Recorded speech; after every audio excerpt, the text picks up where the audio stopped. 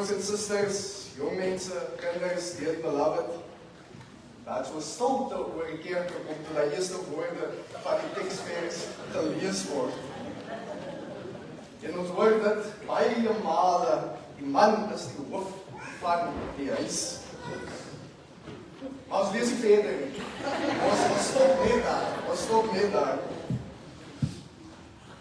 The ancient Greek philosopher Aristotle believed that a good and healthy society depended on the orderly function of the household. The structure of ancient households were therefore put in place for the functioning of the different members of the household in terms of roles and duties that would enable them to be good moral citizens. More than simply familial ties as we would know our households today. No, the household of ancient time entailed the social, economic and political functioning of life, with the man, the father, as the head of the house, the pater familias, with all authority, power and dominance. 'n spieelbeeld van die groter samelewing waarin die keiser beskou was as die groot vader, die ultimate pater van almal, wie regeer het met autoriteit, met mag, met dominering en geweld, sou jy in enige sin die keiser teenstaan. Wat ons dan sien hier in Efesiërs 5 is dat Paulus gebruik 'n struktuur wat bekend was aan die samelewing, die huishoudelike struktuur van die samelewing wat reeds daar in plek was. En wat Paulus doen, hy omskep dit en plaas dit in perspektief van wat dit nou ver as jy tot geloof kom in Christus Jesus. Maar dit is belangrik om in ag te neem, die huis wat hiervan gepraat word, is meer as net die familiehuis. Dit hou 'n politieke waarde in, dit hou 'n ekonomiese waarde in, dit hou 'n sosiale waarde in. En wat Paulus dan doen, hy plaas hierdie huishoudelike struktuur, dis household goal. He places it in perspective of the broader Ephesians. Because this part, this section, does what they would call in theological terms, the pericope, this few verses, is part of a larger letter sent to the congregation of Ephesians. As we started the service, we are reminded that even the words that the wife, you must submit to your husband, even these words are in the perspective of Ephesians 2 verse 19 to 22. Consequently, you are no longer foreigners and strangers, but fellow citizens with God's people and also members of God's household, built on the foundations of the apostles and prophets, with Christ Jesus himself as the chief cornerstone. In him, the whole building is joined together and rises to become a holy temple in the Lord. And in him, you two are being built together to become a dwelling in which God lives by his Spirit. Wat dit dan sê dat hierdie huishouding is God se heilige huishouding, en wat Paulus dan doen is waar dit gekenmerk was aan 'n pater, aan 'n vader wie alleen mag het, wie alleen dominering kan uitoefen, wie alleen autoriteit het, plaas Paulus as 'n ware 'n groter verantwoordelikheid op die vader van die huis, op die man, en sê, jy moet jou vrou lief hê soos Christus die kerk liefhet. En we single out certain verses. But hierdie verse begin reeds in vers 21 aan mekaar onderdanig is in die vrees van God. Dit spreek van 'n wederwysige liefde. Dit spreek nie van you are the top and I am the bottom nie. Dit spreek nie van you are only the head and I'm just here beneath you. No, dit vra van ons 'n wederwysige verhouding, 'n wederwysige liefde, 'n wederwysige kommunikasie. Dat vader, moeder en verder vanaf Efesiërs 5 tot en met Efesiërs 6 spreek dit ook van die kinders en dit spreek ook van die slawe. Dit sê onder meer kinders, julle moet jul ouers gehoorsaam wees in die Here, want dit is reg. Eer jou vader en jou moeder, dit is die eerste gebod met 'n belofte, sodat dit met jou goed mag gaan en jy lank mag lewe op die aarde. Maar dan, daar saam, dit spreek van die een, maar daar saam sê dit ook, en vaders, moenie julle kinders vertoren nie, maar voed hulle op in die tug en vermaning van die Here.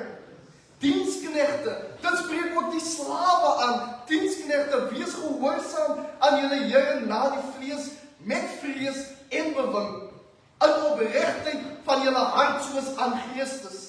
Nie met oordiens soos mense behaars nie, maar soos diensknegte van Christus, wat die wil van God van harte doen, en met goedwilligheid die Here dien en nie mense nie.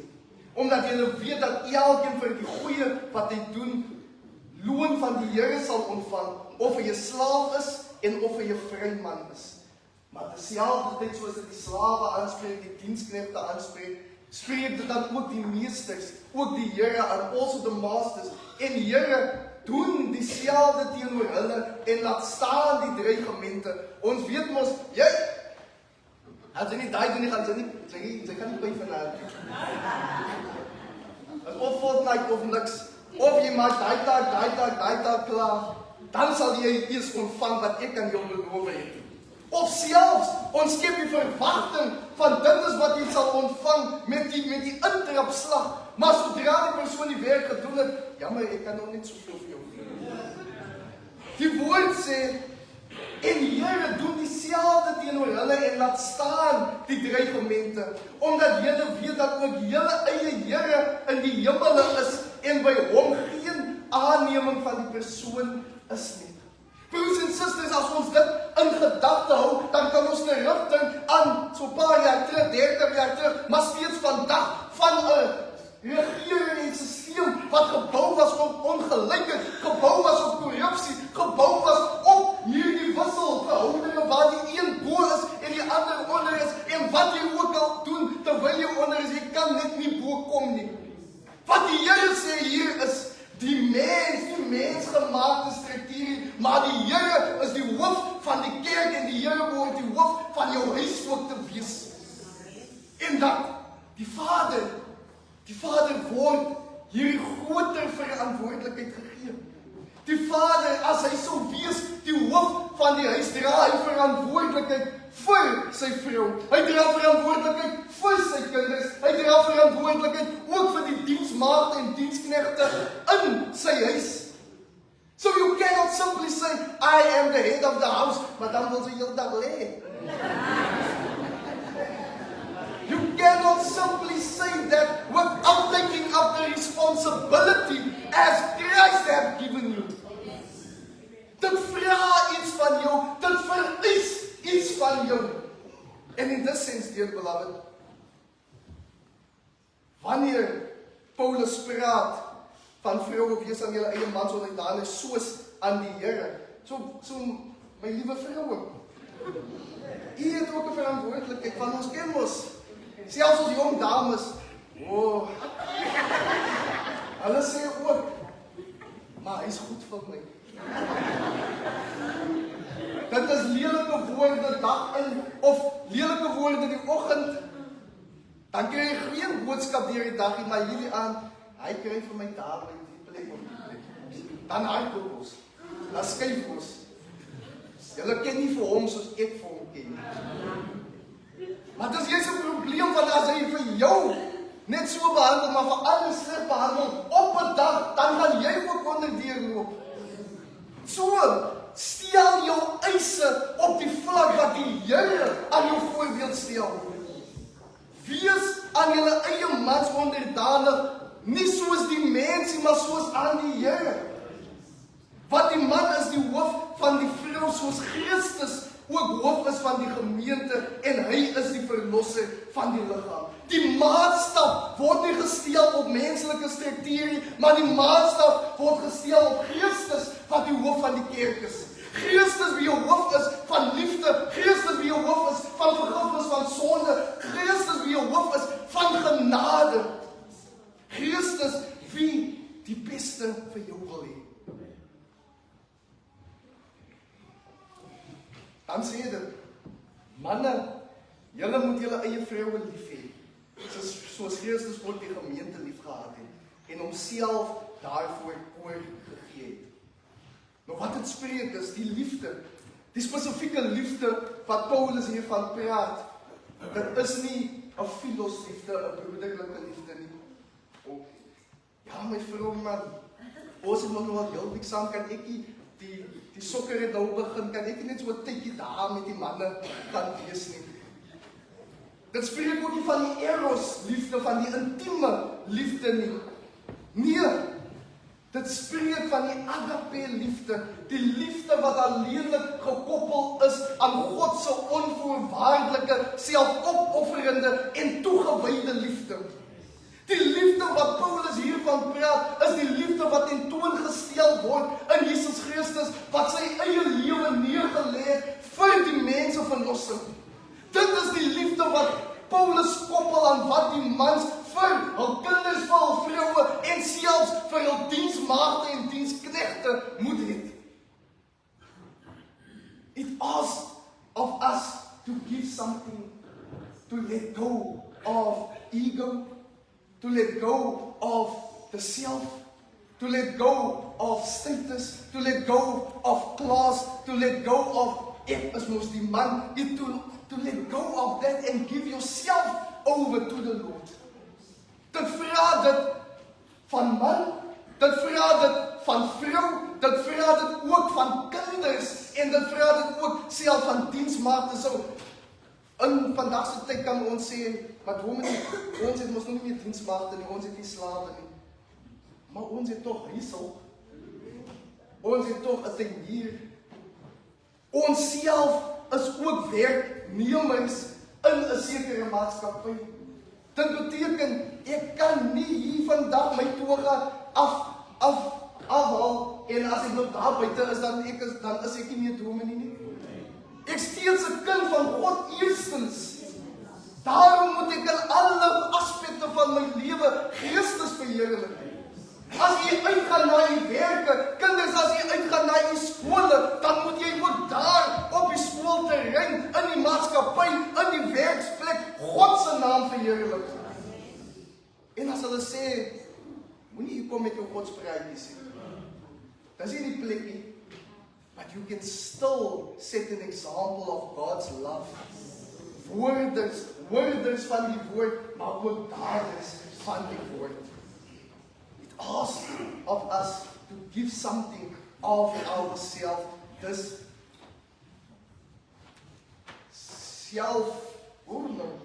opofferende liefde van God. The self-emptying of yourself. Because that is what Jesus Christ did.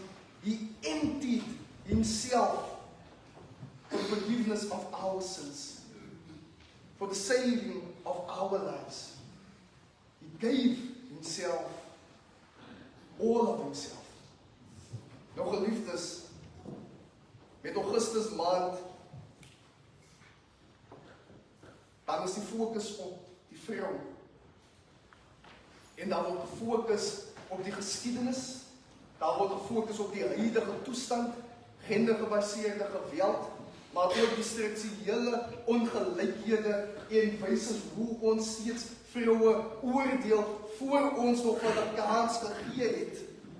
Selfs vroue predikante in die tyd word aan 'n sekere maatstaf gehef dat jy nie eerstens Christus verheerlik nie, maar hulle sê eerder soos 'n man, sy sê soos 'n manspredikant nie. Wat sê dit van ons geloofsbroers en susters? En dit is reg deur die kerk, oor kerkgenootskappe heen, waar vroue ook hierdie uitdaging in die gesig staar. Die voorafgaande verse in Efesiërs 5, voor ons kom by die huishoudelike pligte, lees as volg: Word wakker, jy wat slaap, en staan op uit die dood, en Christus sal jou lewe verlig. Wees baie versigtig hoe julle lewe, nie soos onverstandige mense nie, maar soos verstandiges. Maak die beste gebruik van elke geleentheid, want ons lewe in 'n goddelose tyd. Moet daarom nie onverstandig optree nie, maar probeer te weet hoekom wat die Here wil dat julle moet doen. Moet julle nie aan drank te buite gaan nie, daarmee gaan losbandigheid gepaard. Nee, laat die Gees julle vervul. En dan gaan dit oor in die huishoudelike pligte, omdat in die huishoudelike pligte moet jy die Here verheerlik elke liewe dag van jou lewe, nie net op Sondag nie, nie net op Woensdag bid jy nie, maar van Maandag tot Sondag, elke dag in jou geestelike routine en geestelike dissipline moet jy sê die Here is die hoof van hierdie huis, die Here is die hoof van hierdie kerk en ek volg die Here Jesus Christus en nie mensgemaakte strukture en mensgemaakte leiers en mensgemaakte ideologieë nie. Nee, Christus verlang van my om myself opofferende liefde, toegewyde liefde van God tentoon te stel hier op aarde. Maak nie saak waar ek gaan nie, in die werkplek, in die huis, in die skool, daar stel ek 'n voorbeeld van wat Christus van my verlang. Word dan wakker, jy wat slaap, en staan op uit die dood en Christus sal jou lewe verlig. In ons jeugfiet het ons gedebatteer rondom, kan jy net glo in jou private kapasiteit of verlang dit iets van jou, verlang dit jou dade, verlang dit jou aksies. En ek self het gesê, broers en susters, dat was nog 'n debat, so ons het maar argumente gemaak, maar dit is woorde wat ek telke male kom hoor by familiekuiers, by sosiale geleenthede. Ja, dominee, ek vat my doppie so kerkie, maar ek bid in die aande, die Here ken my hart. En ons sê baie keer dit, ons verskoon onsself, omdat ons daai gedeelte doen, ons bid in die aande. Paulus vra dat ons meer doen, dat ons uitgaan in aksie, dat ons uitgaan in die liefde van God tentoonstel, dat dit nie alleenlik, ja, ons kan bid in die aande, maar vanuit daai gebed moet ons ook 'n verskil maak in ons huise en in ons gemeenskappe. We have to bring ourselves with our gifts and our talents to the house of the Lord and plow a seed in this world. We cannot simply remain private. Because there's a difference between private and personal. We can pray personally to the Lord in our intimate spaces, daar binne in die bedkamer en slaapkamer. But we also need to go out. Want toe die Here gekruisig is, broers en susters, toe was dit 'n kruis op Golgotha vir die hele wêreld om te sien. Om te getuig van die werke wat hy gedoen het, nie alleenlik in daardie oomblik nie, maar tot en met daardie oomblik. May we let go of our stereotypes. May we let go of our man-made ideologies. May we let go of what we think is the truth, but may we submit ourselves to the Lord, who's the head of the church, who is the truth, the way, and the light. May the Lord guide us in how we believe, what we say, and what we practice. Word wakker, jy wat slaap, en staan op uit die dood, en Christus sal jou lewe verlig. As die Here praat van die huis, dan praat hy ook van sy tafel, waar hy die deure oopgemaak het, vir een en elk om te kom aansit, om weer herinner te word van die genade van God, van die selfopofferende liefde, die toegewyde liefde, en onvoorwaardelike liefde van God, in Gods huis en aan Gods tafel. Mag ons herinner word daaraan, as ons vandag nie aan ons eie tafel nie, maar die Here se tafel kom sit. Mag ons sy genade ervaar. Amen.